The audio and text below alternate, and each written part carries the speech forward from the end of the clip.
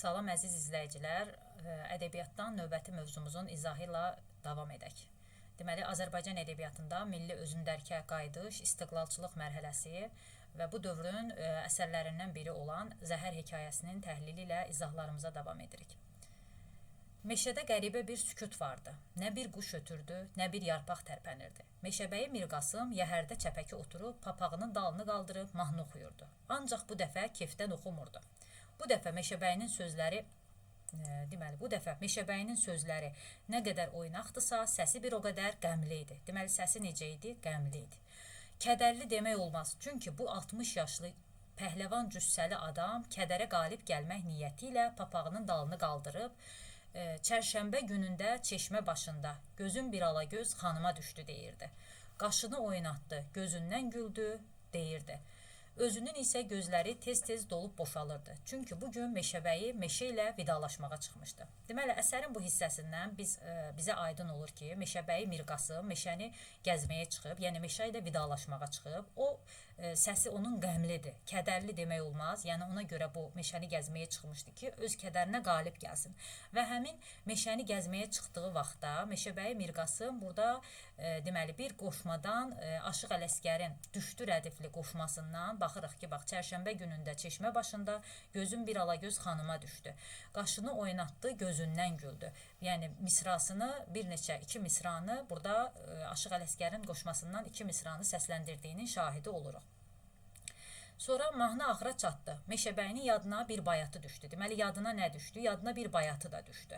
Ancaq o ayrılıqdan, ölümdən danışan bu bayatını dərhal unutmağa çalışdı. Əvvəldə də dedik, Meşəbəyi, belə deyək də, kədərinə qalib gəlmək üçün oxuyurdu. Yəni, o bayatı qəmli olduğuna görə ölümdən danışılan bu bayatını unutmağa çalışdı. Səhərdən axşamacan, bəzən hətta gecə yarısınacan çiynində gəzdirdiyi, sanki bədəninin ayrılmaz bir əzasına çevrilmiş çantası indi çiynini üzüb salırdı.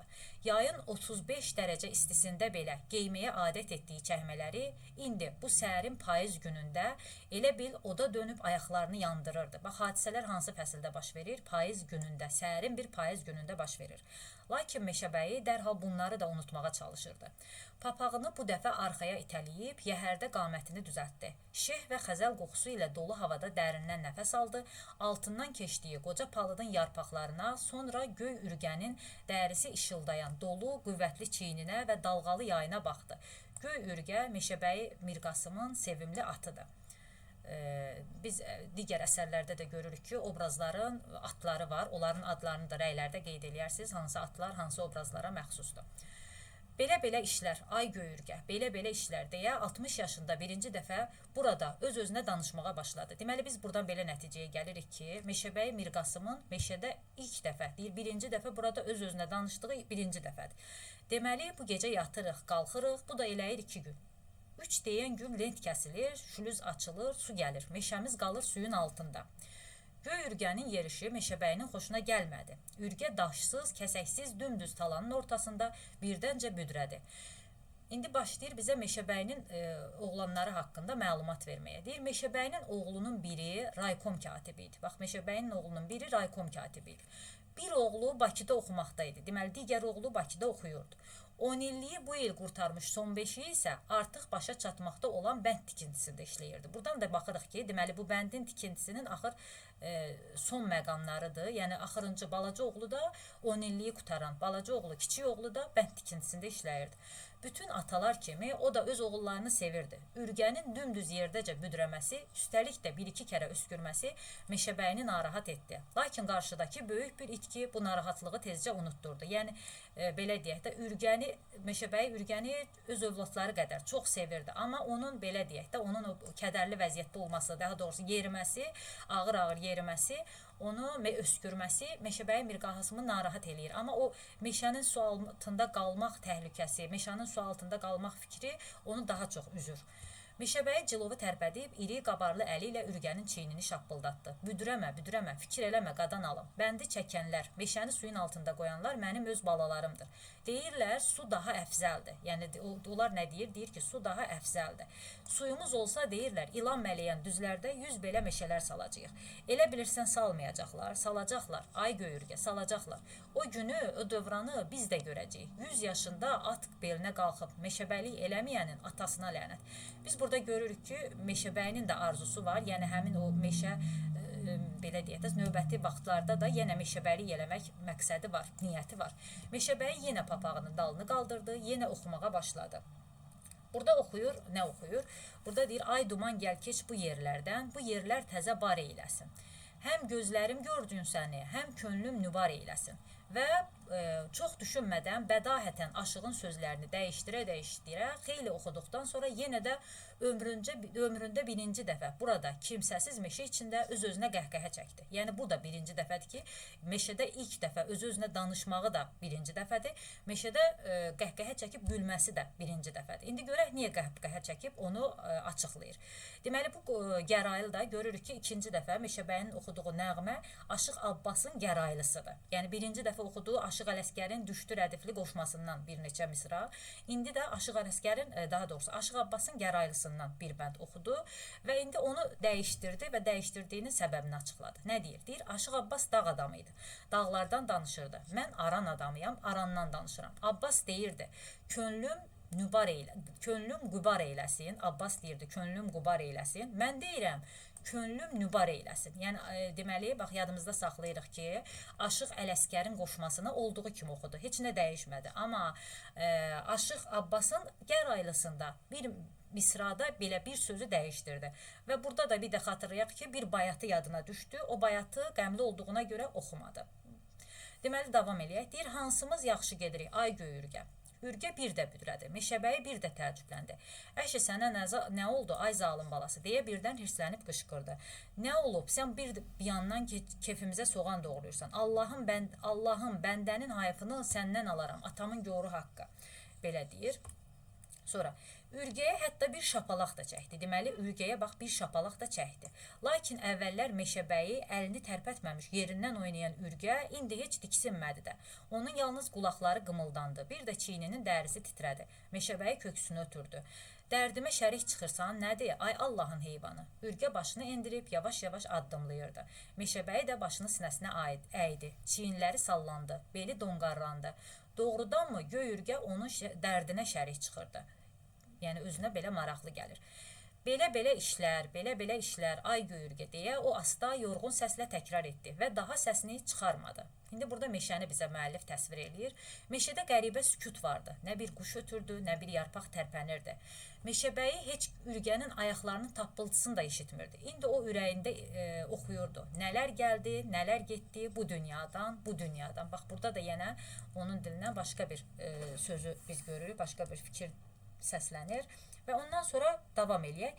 Birdən ürgə dayandı. Meşəbəyi diksinib qabağa, sonra ətrafına baxdı. Uzaq mənzilli yola çıxanda göy ürgə adətən tanış adama filana rast gəlməsə dayanmazdı.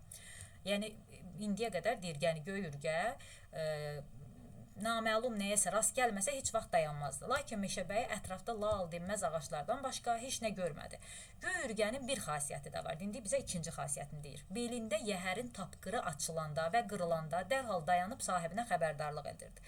Meşəbəyin əlini tapqıra atdı, bir dəyişiklik hiss etmədi. Bəs ürgəyə nə olmuşdu? O yəhərdən yerə atıldı. Ürgənin dodaqları arasında sarımtıl köpük göründü. Meşəbəyi əsla çiğrənmədən ovcu ilə köpüyü sildi, əlini burnuna yaxınlaşdırıb qoxuladı. Köpəkdən asırqal iyi gəlirdi. Davam edək. O ürgənin gözlərinə baxdı. Bu iri, göyçək gözlər istirabla dolu idi. Ürgənin dodaqları arasından yenə sarımtıl köpük gəlirdi. Meşəbəyi bir daha köpüyü qoxladı və sarımsaq qoxusunu xatırladan iyi təkrar hiss etdi. Göy ürgə hardasa, deməli, nə yemişdi? Asırqal yemişdi. Zəhərlənmişdi. Meşəbəyi çox yaxşı bilirdi ki, dərhal tədbir tökməsə, göy ürgə buradaca, onun gözünün qabağındaca yıxılıb ölə bilər. Lakin o, hələ də dayanıb, ürgənin dodaqlarının arasından aramsız qaynayan, tökülən köpüyə baxırdı. Yəni, belə mat-məəttəl qalır, köpüyə baxır. O ömrünün 40 ilini, deməli biz bilirik ki, bax ömrünün 40 ilini at belində olmuşdu. Nə qədər 40 ilini. Meşəni addım-addım gəzmişdi. Onun zehnində 1001 çiçək, ot adı var idi. Bu 1001 ad içərisində asırqal çox az yada düşürdü. Çünki bu zəhərli bitki onun meşəsindən uzaqlarda, bax onun meşəsindən niyə az yada düşürdü? Onun meşəsindən uzaqlarda, bu dağlarda bitirdi. Elə isə bu nə möcüzə idi? Ürgə nədən zəhərlənib? Bəlkə heç zəhərlənməmişdi. Yəni Meşəbəyinin narahatçılığını müəllif bizə çatdırır. Meşəbəyinin dünya görmüş təcrübəli gözləri dostunun bədənində gəzdi. Ürgənin döş qəzəlləri titrəyirdi. Dizləri hiss olunacaq dərəcədə bükülüb çox çətinliklə düzəlirdi. Göy ürgə onu öz oğulları qədər sevən, ona yedirtmək üçün şinelinin cibində parça-parça qənd gəzdirən. Deməli bu göy ürgəyə nə verirdi həmişə? Qənd. Sahibinin qarşısında birdən-birə zəiflədiyindən utanırmış kimi istirablı gözlərini çevirib yana baxırdı. Birdən onun bütün bədəni titrədi. Yenə dizləri büküldü. Ürgə inildədi və elə bil daha utanmaqdan, xəcalətdən keçdiyini hiss edib gözlərini sahibinin üzünə dikdi, ondan kömək istədi. Bu saat qadan alım deyə Meşəbəyi pıçıldadı. Çevrilib geriyə, qalın meşənin dərinliklərinə tərəf baxdı. Ürgənin gözlərini sığallayıb bir daha bu saat dedi. Şallağını çəkməsinin boğazına sancdı. Papağını başına bərkitdi. Papağını başına bərkitdi. Şinelinin ətəklərini yığıb yerindən götürüldü. Buradan təxminən 2 kilometr aralıda geniş bir talada gür sulu çay üzərində savxoz vardı. El arasında ona it savxozu deyirdilər. İt savxozu. Görək niyə it savxozu deyirdilər. Orada bax fikir verin, su itinin müxtəlif cinslərini saxlayırdılar. Bir ay bundan əvvəl savxoz köçmüşdü. Nə qədər vaxt? Bir ay bundan əvvəl savxoz köçmüşdü. Tikililər sökülmüş, çay üzərindəki dəmir tor qəfəslər yerlə dibli qoparılıb aparılmışdı. Savxozun yerində indi yalnız torpaq yığınları bozarırdı. Xarabalıqdan xeyli kənarda isə uzaqdan baxanda ağız-ağıza dayanmış bir cüt dəhəng höyümçəyə bənzəyən iki alaçıq qaralırdı. Bax burada deməli alaçığı nəyə bənzətdi? Bax bu iki alaçığı bənzətdi bir cüt nəhəng hörümçəyə. Davam eləyək. Orada savxoz direktorunun qaynatası Daşdəmir kişi kürəkəninin özünün daha bir neçə savxoz işçisinin malqarasını saxlayırdı. Deməli biz artıq hekayədə ikinci bir obrazın adını görürük. Bu da Daşdəmirdir. Daşdəmir kimdir? Savxoz direktorunun qaynatası. Deməli kəndin savxozun direktorunun qaynatasıdır və o həmin orada yerdə kürəkəninin, bu Daşdəmir kürəkəninin, bax burada baxaq buna, kürəkəninin, sonra özünün və bir də bir neçə savxoz işçisinin nəyini saxlayırdı? Bax, malqarasını saxlayırdı həmin yerdə, malqaranı saxlayırdı. Sabahda bir gündə Daşdəmir də köçməli idi. Meşəbəyi 2 kilometrlik yolu bir nəfəsə qət edib, alaçıqlara yetişəndə hər alaçığın kölgəsindən bir iri qıllı köpək peyda oldu. İtlərin səsinə Daşdəmirin əvəzində geyimindən şəhər ziyalısına oxşayan boz şilyapalı ucaboy bir adam çıxdı. Yürüb itlərə təpindi. Sonra dayanıb təəccüblə Meşəbəliyə baxdı. Qan-tər içində tənginəfəs yüyürən adamdan nə isə soruşmaq istədi. Ancaq Meşəbəyi onu qabaqladı. Meşəbəyi deməli özünü təqdim elədi. O adam heç nə demədən. Deyir, mən Mirqasımam. Meşəbəyi Mirqasım. Ay oğul, atım ağıya düşüb. Mən səni burada birinci dəfədir. Deməli, bu oğlanla tanışlığı da deyib birinci dəfə, tanımır. Birinci dəfədir görürəm. Bağışla, tanış olası halım yoxdur. Bir vedrə süd lazımdır. Nə məqsədlə gəldi Mirqasım? Süd üçün. Daşdəmir hanı? Bax, burada Daşdəmiri soruşur. Deyir, Daşdəmir hanı? Gözümə dəymir. Nə olub? Mirqasım, döşü niyə atlanır? Yaxınlıqdan, lap 5 addımlıqdan tanış səs eşidildi. Artıq biz burada Daşdəmirin də səsini eşidirik. Meşəbəyi cəhd dönüb, geniş açılmış, iri mavi gözlərini ağaçların arasında dolandırdı. Daşdəmirin səsi bu dəfə elə bil yerin altından gəldi. İndi Daşdəmirin gör öz iç yüzünü açır. Nitqi ilə, danışığı ilə iç yüzünü açır. Nə deyir Daşdəmir? Deyir, ölmədik, sənin dövranının qurtardığını da gördük. Ay Mirqasım. Sən hardasan ay kişi? Yəni Meşəbəyi Mirqasım hələ onu görmür, ancaq səsini eşidir. Nə deyir? Deyir, buradayam, gəlirəm indi. Deyirəm, ölmədik, sənin də axırını gördük. Deməli, bunun məqsədi elə bunun axırını görməkdir. Deyirəm, ölmədik, sənin axırını gördük. Göy ürgənin belində, bax görün nə deyir. Belədən belə çapırdın, elədən elə çapırdın. Saatda bir malı, heyvanı atın döşünə qatıb salırdın xalxala. Axı Meşəbəyi meşəni qoruyurdu. Nə bilim, filan yerə ayaq basmayın, bəsməkan yerə yaxın durmayın, nə bilim, filan yerə yaxın durmayın. İndi kimə qalır sənin bu qoruqların? Yoxsa Qaraca çoban kimi ağacları köklü köməkli qoparıb belinə şələləyib aparmaq istəyirsən? Bax, burada Meşəbəyi Mirqasımı, deməli, Meşəbəyi Mirqasımı kimə bənzədir? Qaraca çobana bənzədir. Yəni, biz buradan belə nəticəyə gəlirik ki, Daşdəmirin də meşənin su altında qalmasından məlumatı var və bundan bir zövq alır, sevinir. Eyni zamanda sevindiyini də biruzə verir. Kobudluğunu biruzə verir və Meşəbəyi Mirqasımı da bənzətdi kimə? Qaraca çobana. Daşdəmir palıd ağacının mağara kimi qaralan koğuşundan çıxdı. Deməli, palıd ağacının koğuşunda dayanmışdı, çıxdı. İki yanını basa-basa yaxınlaşıb Meşəbəyini süzdü. Hə, buyur görək, süd lazımdır deyirsən, süd zad yoxdur. Deməli, hələ bu südü dağıtmamışdan qabaq süd zad yoxdur deyir. Meşəbəyi Mirqasım nə deyir? Deyir, sən Allah, biraz tez elə, ay Daşdəmir, ürgə əldən gedir. Bu soruşur, hanı ürgə? Bu yanda, talada qoymuşam. Elə niyə? Yəni, gələsi halı yoxdur. Yəni, bu xəbəri də eşidir, daha da sevinir. Bu nə deyir? Deyir, yoxdur, Daşdəmir, qadan alım, oğul bərabəri atdı. Deməli, Meşəbəyi Mirqasım bu göy ürgəni oğlanlarına bərabər tutur. Gənc kənarda dayanıb siqaret çəkirdi. İtlərin şirvanlanmasından məlum oldu ki, oğlan burada təzəcə adam deyil, yəni oğlan burada köhnədir. Meşəbəyi üçün bu saat hər dəqiqə qiymətli idi. O ötən günləri yada salıb, söhbəti uzadan adamın tələsməyəcəyini hiss edib gəncə baxdı. Gənc dərhal siqaretini yerə atdı. Deməli, biz bura görürük ki, bu Meşəbəyi Mirqasım gələn kimi süd istədi, amma hələ ki, gənc süd gətirməyib. Həmin vaxtı Daşdəmir gəldi, hələ süd gətirilməyib və Meşəbəyi Mirqasım oğlana baxdı, oğlan siqaret çəkir və siqaretini atdı. Və ondan sonra mən gətirərəm deyib, oğlan alaçıqlara tərəf yürüdü. Bax, bu mən gətirərəm kim dedi? Həmin oğlan gənc. Meşəbəyinin elmli, savadlı adamlara, şəhərdə meşəyə gəzməyə gələn ziyalılara xüsusi marağı var idi. Yaşıl talalarda, bulaq başında, ağac kölgəsində onu süfrəyə dəvət edən ziyalıların hərəsi onun ürəyində bir cür xatirə qoyub gedirdi. Yəni, onlar yaxşı xatirələr var idi o gənclərlə bağlı, ziyalılarla bağlı. Onun həyacanını, təşvişini dərhal başa düşüb, cəld yüyürən ziyalı gəncin arxasınca baxdıqda, Meşəbəyinin bənd tikilisi başlayan gündən açılıb dərinləşmiş, sonra küt bir ağrı ilə içərisində gizlənmiş qalmış yarası yenidən qövr elədi. O yalnız indicə başa düşdü ki, lent kəsilib, şülüz açılanda, meşə suyun altında qalanda, meşə ilə birlikdə neçə-neçə adamlar ülfətini, ünsiyyətini, ərşdən, gürşdən xəbər verən şirin-şirin söhbətlərini də itirəcəklər. Yenə Meşəbəyi meşə ilə bağlı xəyallara daldı. Meşəbəyi bir anlığa hətta göy ürgəni də unutdu. Deməli, görün burada necə xəyala dalır. Meşəni gör nə qədər sevirsə, yəni göy ürgəni də unutdu. Şişkin sifətini, topa saqqal basmış qıllı adamın nə dediyini və nə üçün güldüyünü heç başa düşmədi. Deməli, qıllı adam deyəndə burada bu topa saqqal basmış qıllı adam deyəndə Daşdəmiri nəzərdə tutulur. Daşdəmir, yəni Meşəbəyi xəyala dalıb, indi Daşdəmir yenə danışır. Deyir ki, sənlə deyilənmə, niyə cavab vermirsən? Nə deyirsən, deyir. Meşəbəyi deyir, nə deyirsən? Deyirəm, oğlum raykom katibidir. Deməli, bu oğlun raykom katibidir sözünü Daşdəmir Meşəbəyiyə deyir. Deyir, sənin oğlun raykom katibidir. Ver, xərcləyək də. Daşdəmir, Meşəbəyi Daşdəmirə nə cavab verir? Deyir, sənin də kürəkənin, deməli biz burada nə görürük? Sənin də kürəkənin savxoz direktorudur. Deməli, bayaq da dediyimiz kimi, Daşdəmirin kürəkəni savxoz direktorudur. Deyir, sənin də pulun çoxdur. Birinci, belə deyək də, bu pul məsələsini açan Daşdəmir olur. Sonra Mirqasım deyir. Və ondan sonra gör Daşdəmir nə deyir? Deyir, mənim torbamın dibi deşikdir. Mirqasım soruşur, niyə? Bu deyir, bilmirsən, bir-iki baş normadan artıq heyvan saxlayıram deyənə, hər yoldan ötən rüşvət istəyir. Yəni, burada rüşvət istəyir.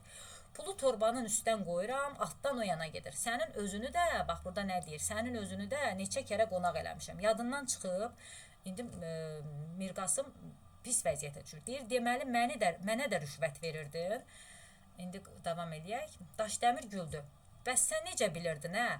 İşim keçməyən adama mən bir tikə çörək yedirtmərəm. Görün, bu nə qədər, belə deyək də, vicdansız bir adam olduğunu, bax, biz burada bunun görürük. Meşəbəyi fikri dağınıq halda səbirsizliklə alaçıqlara tərəf baxdı. Oğlanın dolu vedrə ilə gəldiyini gördükdə, itlərin mırıldaşmağına əhəmiyyət vermədən onun qabağına yerdir. Yəni, artıq oğlanın vedrə ilə gəldiyini görür və onun qabağına yeriyir. Çox sağ ol, qadan alım, deyir. Oğlan nə deyir? Deyir, dəyməz əmi, deyə nəzakətlə gülümsünüb vedrəni ehtiyatla irəli uzatdı. Əli vedrənin soyuq qulpuna toxunanda Meşəbəyinin ürəyinə sərinlik gəldi. Nə vaxt əli vedrənin qulpuna toxunanda. Fikrən indi, bax burada diqqət edin, bax burada bu fikrən. İndi o artıq göy ürgənin yanında idi fikrən. Bu göyçək, xeyirxah oğlan da, Daşdəmir də onun yanında idilər. Köməkləşib ürgəni yıxmışdılar, zorla süd içirirdilər. Deməli, bax bu hissə, yəni onların göy ürgənin yanında olmasını fikirləşməsi bu fikrəndir. Yəni elə bir hadisə olmayıb. Yəni o fikirləşir ki, oğlan da oradadır, Daşdəmir də oradadır, ona köməkləşirlər, ürgəyə süd içirirlər. Və bu fikirdəykən birdən vedrəni böyrü üstə gördükdə Meşəbəyi təəccüblə çevrilib ağzını geniş açaraq qaqqıldayan Daşdəmirə baxdı. Süd axıb göy otların arasına hopurdu. İtlər cumub südü yalayırdılar. Daşdəmir isə gülürdü. Daşdəmirin burada biz nə qədər alçaqlığını, yəni alçaq bir insan olduğunu bir daha şahid oluruq. Vallah bilmədim, ayağım toxundu. Yəni yalandan deyir ki, gülür və deyir ki, vallah bilmədim, ayağım toxundu. Mirqasım, bir ürgə nəmənə şeydi, ondan ötürü belə yürüyüb qantərə batıbsan. Deyinən oğlanların hərəsi biraz pul qoysun, maşın alsınlar. Bax, deməli buna da diqqət eləyin. Testlərdə bəzən bunu əvvəldə verir. Yəni bu maşın məsələsi südün dağılmasından sonradır. Deyir, maşın oğlanların hərəsi biraz pul qoysun, maşın alsınlar. Min gəz, kef elə özün üçün. Meşəbəyi top, qara saqqal arasında iti ucu dişləri ağaran bu adama baxıb nahaq gəldiyini başa düşdü. Meşəbəyinin canı alovlandı. O pul təklif etmək istədi. Bax, pul təklif etmək istədi. Südü satın almaq istədi. Yəni demir elədi. Yəni belə bir niyyəti oldu. Lakin özünü sındırmadı. Deməli özünü sındırmadı. Köhnə adi təmkini ilə yaylığını çıxarıb tərini sildi. Deməli biz Meşəbəyi Mirqasımı təmkinli, səbirli bir adam kimi, bax burada da görürük ki, təmkinli, səbirli davranır. Papağını götürdükdə ikindi çağının sərinliyində onun iri, qırxıq başından qatı buğ qalxdı və beləcə başı tüstülü halda geri qayıtdı. Və qayıtdı gəldi, deyir, göy ürgə artıq böyrü üstə idi. Meşəbəyi çöməlib onun gözlərini sığalladı. Sonra əlinin arxası ilə üz gözlərini sildi. Belə işlər, ay göy ürgə. Ürgə son dəfə xırıldayıb dartındı və hərəkətsiz qaldı. Meşəbəyi yavaşca qalxıb tapqırı açdı. Sonra yüyəni ürgənin başından çıxartdı. Yəhəri belinə şələləyib, yalnız onun bələd olduğu, deməli, bax, burada da fikir verin, yana baraqlı bir məqam. Yalnız onun bələd olduğu el yolundan uzaq, xəlvət bir cığırla addımladı. Yəni, burada da yenə heç kəsin görməməsi üçün, öz qürurunu, məğrurluğunu qorumaq üçün, deməsə bu çətin vəziyyətdə olduğunu kiminsə görməməsi üçün bu ürgənin belindəki yəhəri belinə şələlədi, ayrı heç kəsin tanımadığı fərqli bir yolla meşədən çıxmağa çalışdı. Külək başlamışdı, meşə xışıldayırdı. Meşəbəyinin üstünə xəzəl yağırdı. Boynuna, qoyun qoltuğuna soyuq yarpaqlar dolurdu. O isə heç nə əhəmiyyət vermir, gözlərini qaranlıqda bozaran dar cığırdan çəkmədən ağır-ağır, yorğun-yorğun addımlayırdı. Meşədən çıxanda ömründə birinci dəfə yorğunluq hiss etdi. Deməli, həmişə meşədən belə deyək də, yüngül, rahat çıxan bir adam bu dəfə yorğun şəkildə meşəni tərk etdi. Vaxtı keçmiş qoca kimi hıqqıldayıb, yəhəri belindən endirdi. Yerə qoyub, üstündə oturdu. Sonra çevrilib çiyini üstündən geriyə, meşənin səsinə qulaq asdı. Belə işlər, ay göy ürgə, belə işlər, ay Meşəbəyi Mirqasım. Deməli, hekayənin oxusunu başa çatdırdıq. İndi hekayənin təhlilində verilən məqamlara baxaq. Ümumiyyətlə, burada belə deyək də, əsər bildiyimiz kimi hekayə janrındadır. Hekayənin əsas, belə deyək, ideyası nədir?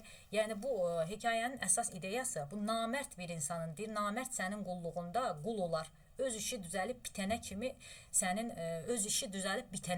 Yəni, namərd sənə həmişə qul ola bilməz də. Yəni, ancaq öz işi bitənə qədər o sənə qul ola bilər. Yəni, hekayənin əsas ideyalarından biri də budur. Sonra hekayədə janrı haqqında dedik ki, hekayə janrındadır. Nəyə əsasən hekayə deyirik? Yəni, gördük ki, biz burada iki obrazın, Mirqasımla Daşdəmir obrazını gördük. Obrazların sayı azdır, sujet xətti yığcamdır. Mövzusu nədir? İnsan və onun təbiətlə münasibəti. Hekayənin mövzusu. İdeyası nədir? Təbiət insanların birgə səyi ilə qoruna bilər. Bu da əsərin ideyasıdır. Problem, hekayədəki əsas problem nədir? Namərdə etibar etmənin ağır nəticələri. İnsanın təbiətə qarşı amansızlığı. Mətnin məzmun ideyası ilə bağlı atalar sözü. Keçmə namərd körpüsündən, qoy aparsın sel səni. Ədəbiyyatımızda böyük maraqla qarşılanan hekayədə baş verənlər, Meşəbəyinin kədəri, göy ürgənin zəhərlənməsi, Daşdəmirin hadisələrə münasibət